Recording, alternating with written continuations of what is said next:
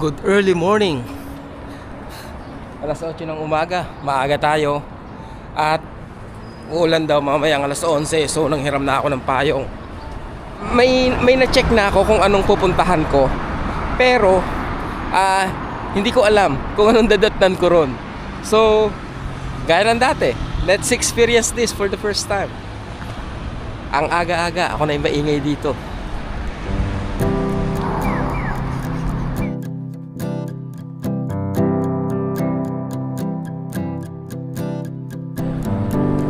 Ang napansin ko dito is yung mga tindahan ng pagkain, medyo late na sila nagbubukas.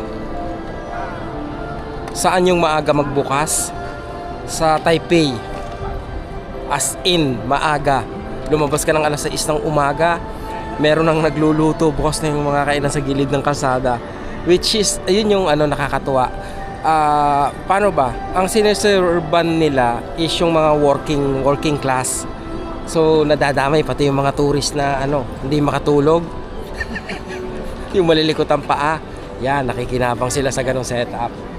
Dito medyo yung tindahan ng mga pagkain. Let's say, paano ba? Mga alas 8, ganon.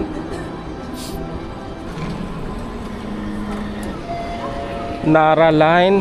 So hindi tayo nagtanong para lang ma-proud ako sa sarili ko ngayon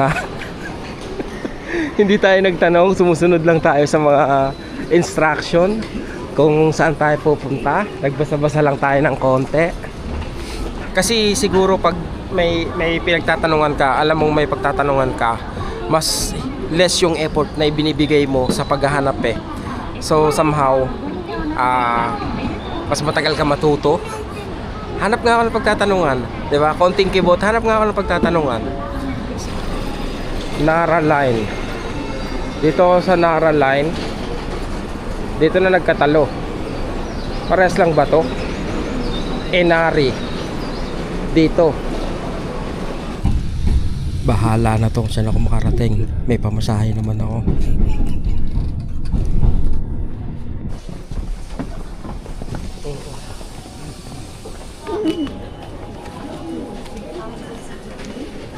Ito ang pinakamabisa. Ito na agad siya.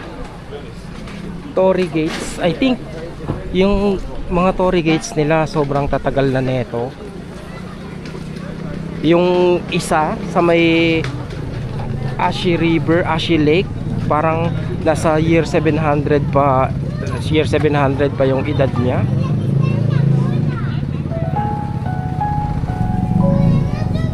(8:30). Dami ng tao, Was it a dream? Or am I wishing that you were there? Is it a nightmare? It's like I'm trying to get back to something that I've lost. Oh, you have shown me there are places you can never go back to. Are you still there? How can I show that appreciation? What is that you were doing? What is that you were feeling? Your faces that I've never seen. How can you hurt me? Hindi ko alam paano ko paano post. May mga nakasulat sa kada poste niya, no? Ano kaya ang ibig sabihin niya? Translate nga natin, testing lang natin. Okay? High age. Ano sabi niya? Okay, Fushimi Ward, Kyoto City, dementia, high age person. Pwedeng bumalik na ako or pwedeng magpunta pa ako dito. So it's a hike.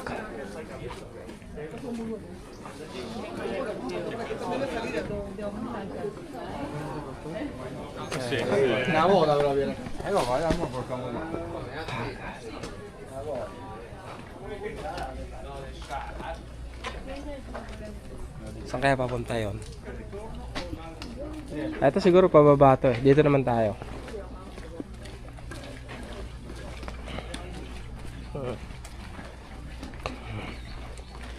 Drops keep falling on your head.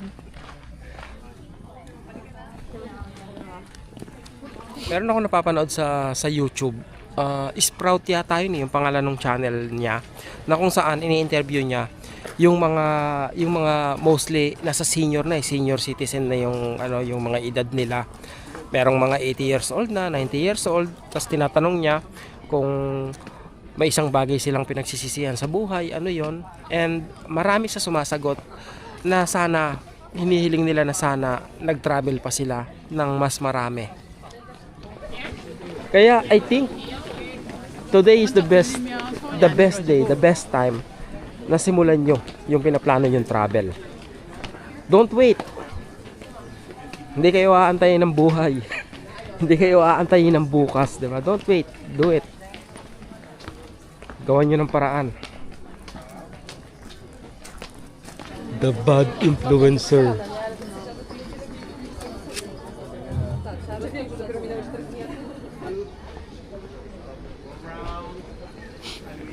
Mataas pala siya. Ayun mo. Traffic jam here. So when you come back, follow this arrow sign and it'll take you back. Mataas pala siya. 3 hours. Paakyat. Pababa. Siguro mga 2 hours. 5 oras. Maganda sana mag-hike, no? Baka trip nyo mag-hike. Pwede. Fushimi Inari. Dito tayo. Tama ba? Fushimi Inari. Baka magkamali ako. Basta dito sa Inari Station. Paglabas yun ng station, dito na rin eh. Ayan yung train station. Ito yung Inari Shrine. Dito tayo sa gilid. Maghahanap tayo ng makakainan. Ganda lang ano nila, ng mga taxi nila oh. Yung mga box type Toyota, akala ko ano yun? Akala ko yung Mercedes. Gusto ko ng ano, yung inihaw na kanin, inihaw na bigas. Mas gusto kong ma-enjoy ito nang walang istorbo.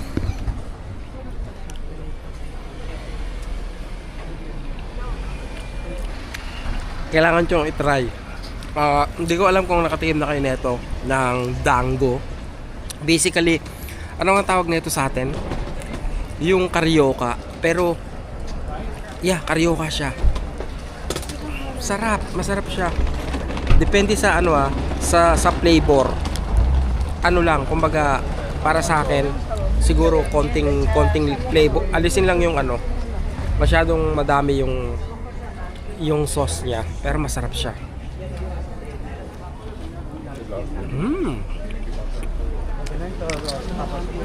Hindi kayo magkakamali kung plain lang. Kahit plain lang siya, manamis-namis na siya eh. Ngayon dahil may sauce siya, yung may ano siya, may alat. Butika, bili ako ng ano, ng eye drop kasi nga sobrang pula na ng mata ko.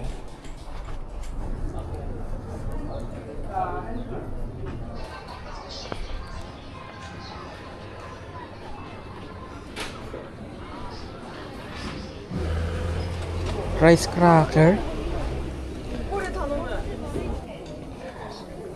Ito ang hindi. Ito yung mochi. Ayun o, red bean. Gusto kong matikman, kaya lang ang dami niyan eh. Yung ganito. Ihaw. Ihaw. Andito pa rin tayo sa ano sa shrine kamote. Kamote ne. Mamaya bili tayo niyan. Ito naman. Ano ba yung ano? Okonomiyaki. Ang laki kasi. Ang laki ng okonomiyaki. Wagyu steak. Ito ang gusto kong tikman. Magkano to? 3,000, 1,000. Crab. Ano naman to di ba? Totoo bang ano yun? Totoo bang crab yun? Yung crab stick? Hindi naman di ba? Naka po. Eto na, andito tayo sa ano natin, mga paboritong pagkain.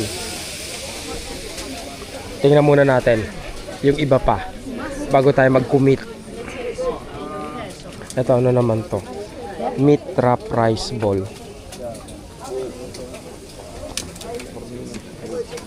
Nako po. Dito na ako happy.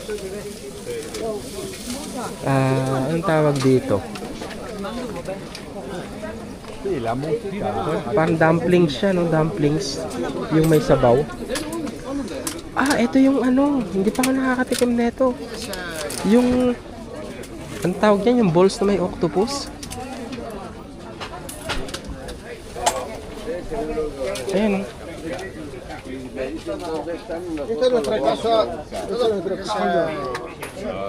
Ito pala yung kinikrave ko. No, pero chicos, eso Ito pala yung kinikrave ko. Magkano rito? 800 dito. Nakain ko na yung dalawa. Akala ko nagre-record ako. Sabi ko, medyo malambot pala yung loob niya. Kasi kanina, pagkagat ko, mainit pa. Napaso ako.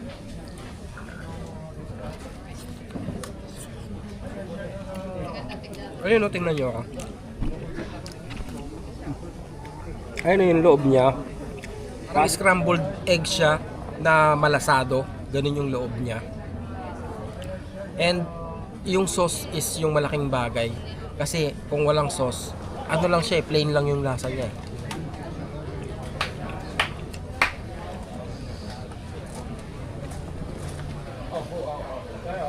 Yung mga batang kasama ng magulang nila, even yung mga binata na, wala silang idea kung gaano sila kaswerte. Kung gaano sila kaswerte in a sense na na-afford ng magulang nila na mag-travel silang buong pamilya at kumain ng masasarap na pagkain.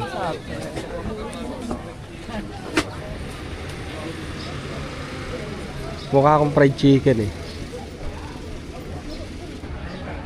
Oo nga, parang papel. Thought it's a paper. Yeah. Ganito.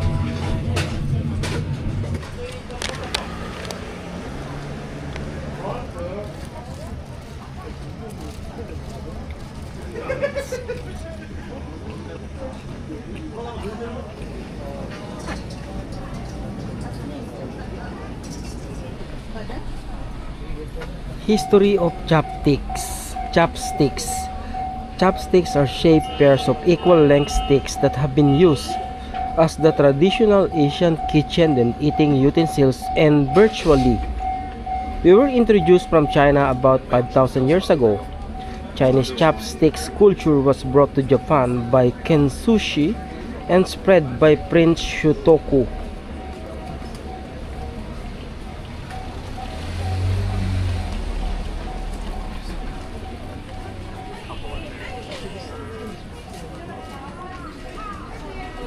Does that mean I need to buy chopstick?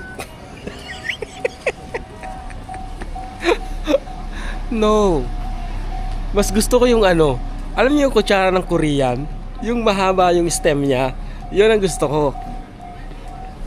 Bibili ako nun pag nagpunta akong Korea. 100 yen, Japanese sake. Hi, gozaimasu. Can I have one cup? 100, right? Yeah.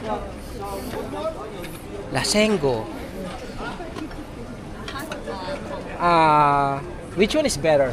Cold. Cold? Okay.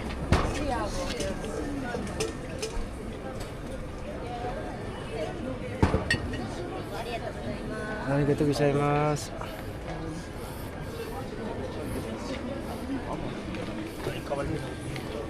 Isang shot lang ba to?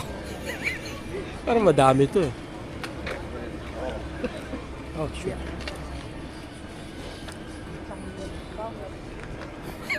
Bigla akong sikmurain eh, no? 100 yen, ha?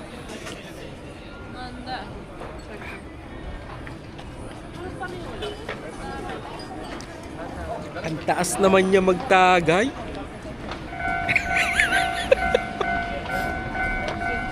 Dinadaya niya ako sa tagay eh.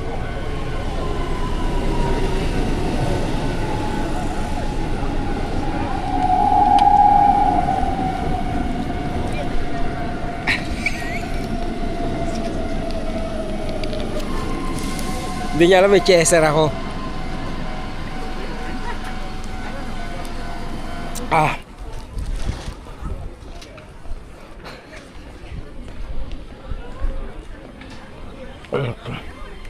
Balik na ako. Ah, nahilo ako sa alak ah. Ang laki ng ano niya oh.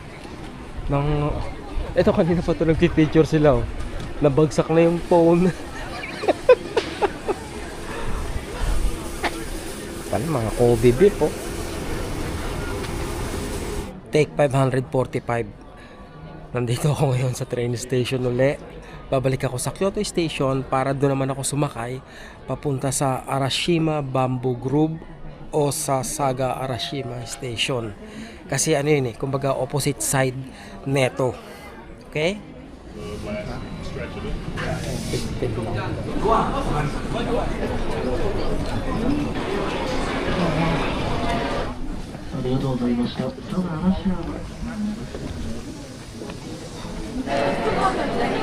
Saan tayo pupunta? Sa Bamboo Forest. Dito sa kaliwa.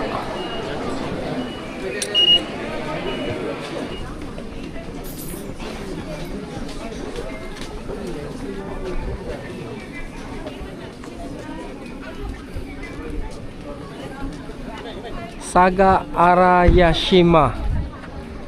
Ewan ko kung tama. Pero nandito nga tayo. Tama nga. Saga Arashima Station. Ito na. Ito yata yung ano. Bamboo Grove. Kinikilig ako. Kinikilig ako. Kinikilig ako. Yano. Hindi pa ako ready. Hindi pa ako ready rito eh. Siguro kaya na-overwhelm ako.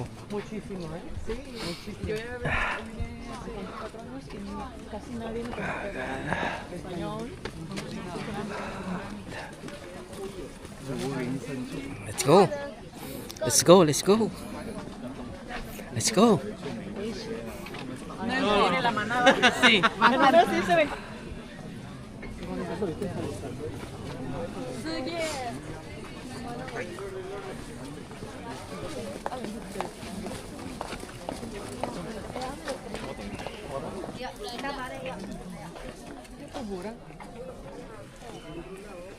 Nay. Nay. Oh, nandito ako sa gubat.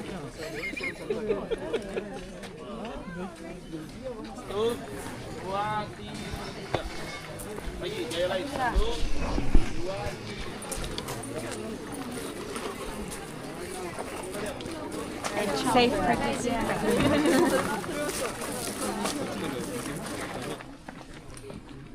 Kaya nila sinara to. Eto, dito may entrance. Doon sa simula wala. Pupunta ka na rito sa temple. What? Hindi mo ako niantay.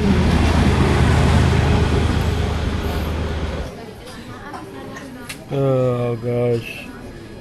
It's okay, okay. 6,000 na lang pera natin. Hi. お疲れいたします。 Bakit may itlog? Libre ba to? Libre kaya tong itlog?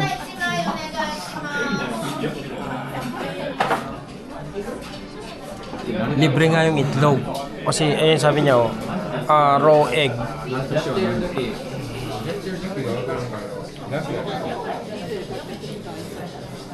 Pwede ko kaya i-take out. Kasi pwede magluto dun sa ano namin eh. Sa hostel. Gusto ko mag-scramble egg eh, kahit mga tatlo.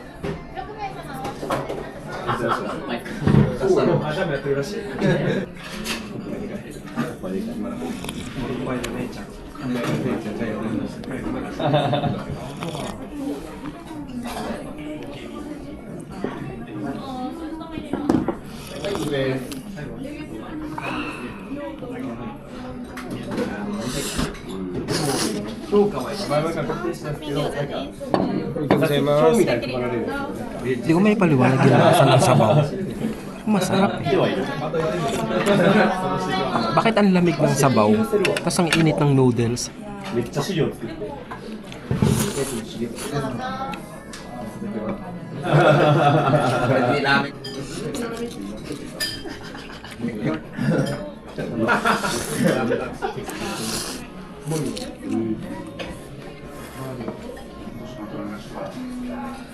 Pagdating dito sa gyoza, sa Costco, meron sila.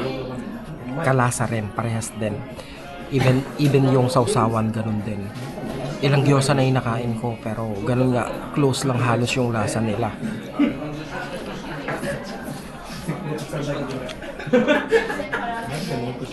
Masarap. Kung gusto mong extra noodles, pwede kang humingi, 150 yen. Pero ako sobrang busog na ako. Masarap na enjoy ko naman. Ito yung in-order ko. Ito. Gusto ko sana ito, pero napunta ako doon. Pero masarap naman. Pero naglalaway ako dito. Pero busog na ako. Kaya uwi na ako. Magpapagutom muna ako. Tapos bukas na lang uli. Pagkano yung kinain ko? 1.6? 1.7.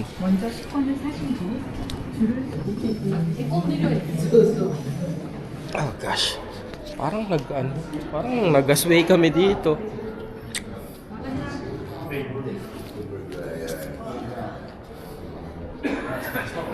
Alam niyo ba?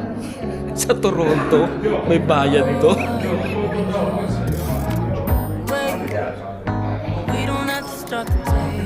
Ang daming libre dito sa Japan, sa totoo lang. Yung CR lang eh. Kung hindi libre, yung malaki na ng gastos ko ron. Baka naka 10,000 yen na ako doon. Kyoto ne!